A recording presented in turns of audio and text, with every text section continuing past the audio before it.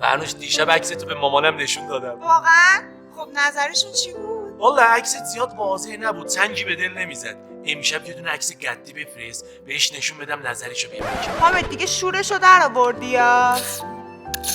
حامد یکم آرومتر، دارن نگامون میکنن. چی رو آرومتر؟ چیکار دارم میکنم؟ دارم آب میوه میخورم. خوشه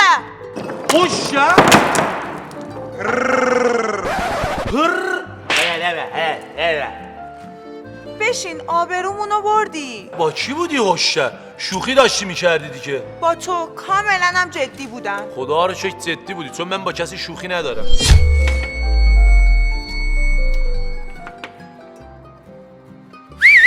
خانم گارسون بیا اینجا بدو بینم. بیا مشکلی پیش اومده؟ اینو لطفا بچش. کم نمکه؟ خواهش میکنم اینو بچشین. ببخشید قاشق لطف کنید بدید من بچشم. خب چپه انقذی، منم همینو میگم. یه با دست نمیتونم بخورم که قاشق نیاوردی. ببخشید آقا معذرت میخوام. امر دیگه ای دارید؟ تا شروع نشده یه دونه استیک بیارین. چشم حتما. چیز دیگه ای نیاز دارید؟ تا شروع نشده یه دونه آلفردو بیارین. بله حتما. دیگه چیز دیگه ای هم نیاز دارید؟ تا شروع نشده یه بیدسکرانوف با املت فرانسوی بیارین. بله. فقط ببخشید جناب شما توانایی پرداخت این منو رو دارید؟ بیا شروع شد. اینا کلا ما رو به خاطر پول میخوام. پاشو بریم. اصلا هر جا میریم پول میخوان.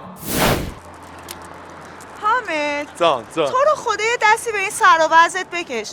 چیه آخه این تیپ؟ سر وزم چشه؟ شالوار پوشیدم خانوادگی، گردنبند کلوف انداختم به خاطر گردن کلوفتم، تیشرتم هم سوزنی شماره داره به خاطر اینکه بابامون هر رو شماره ما رو میشناسه. بچه‌ها زیادن. اینم 51. سلام چطور؟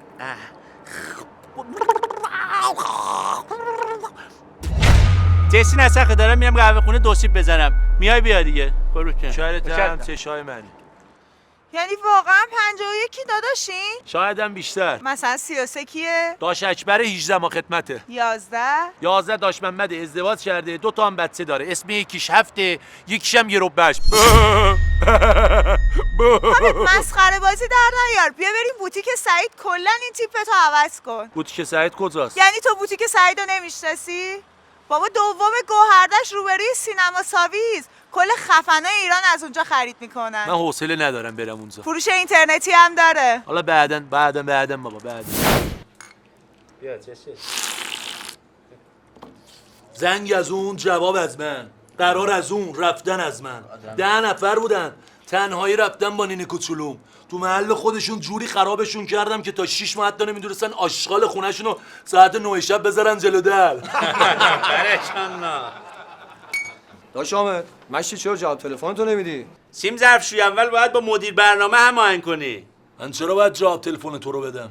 فردا وقت دادگاهی قرار بود شهادت بدی. قرار؟ من با کسی قرار ندارم. من تو دعوا بودم که بیام شهادت بدم. داداش تو بیا من هواتو دارم. چطوری مثلا؟ یه 500 بهت میدم. تو فکر کردی منو با 500 تومن میتونی بخری؟ یه تومن بهت میدم. بله درست فکر کردی. من اون روز اونجا بودم همه چیرم دیدم. یه تومنم بذار روش که منم اون روز اونجا بوده باشم.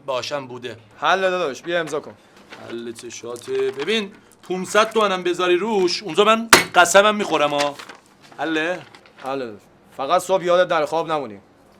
کا خداوکی 100 تومن به ما میدادی، ما گردن میگرفتم با اون موات.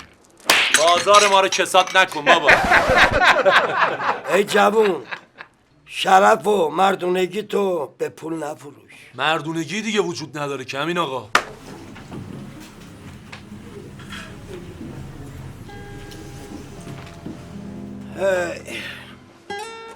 سال 72 به خاطر یه چش تو چشی بچه محلا سر یه قرار دعوایی رفتیم.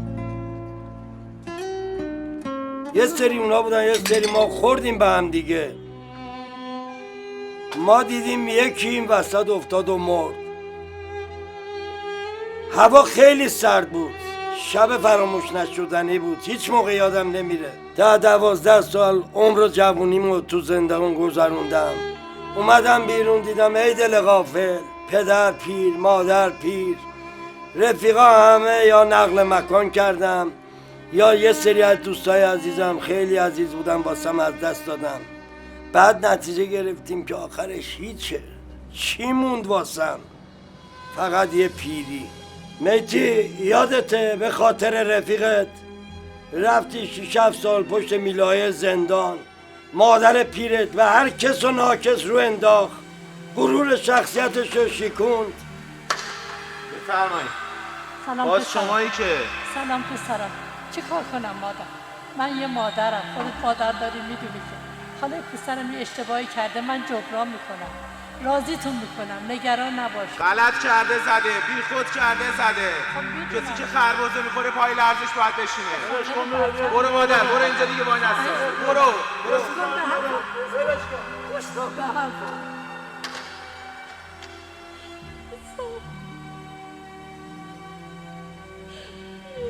ارزششو داشت. جز پشیمونی چیزی واسه من نمونده همین آقا. علی تو بگو ارزش داشت؟ به خاطر اشتباه تو رفیقت ناقص افتاده گوشه خونه. امین آقا، هنوز دارم کابوس میبینم. نمیتونم تو چشای پدر مادرش نگاه کنم.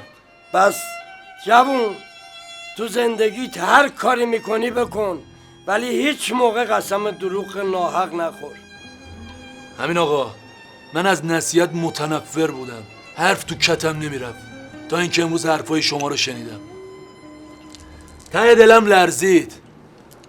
این دست زنجان 15 سال که از کمر من جدا نشده، ولی امروز به عشق شما میخوام باهاش خداحافظی کنم.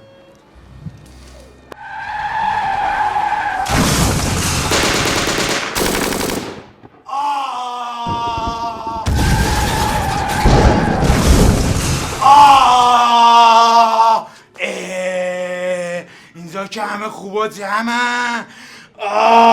این چاقو کی کرد تو قلب من؟ بزرگای زن منو ببخشن، والا من خواستم توبه کنم، دیدین که نشد. انشالله از شنبه اصلاح میشم. با اجازت.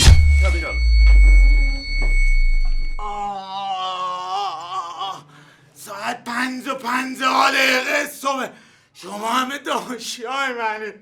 کسی بعد شما رو بخواد با دندونام زرش میکنم. من تعصب شما رو میکشم.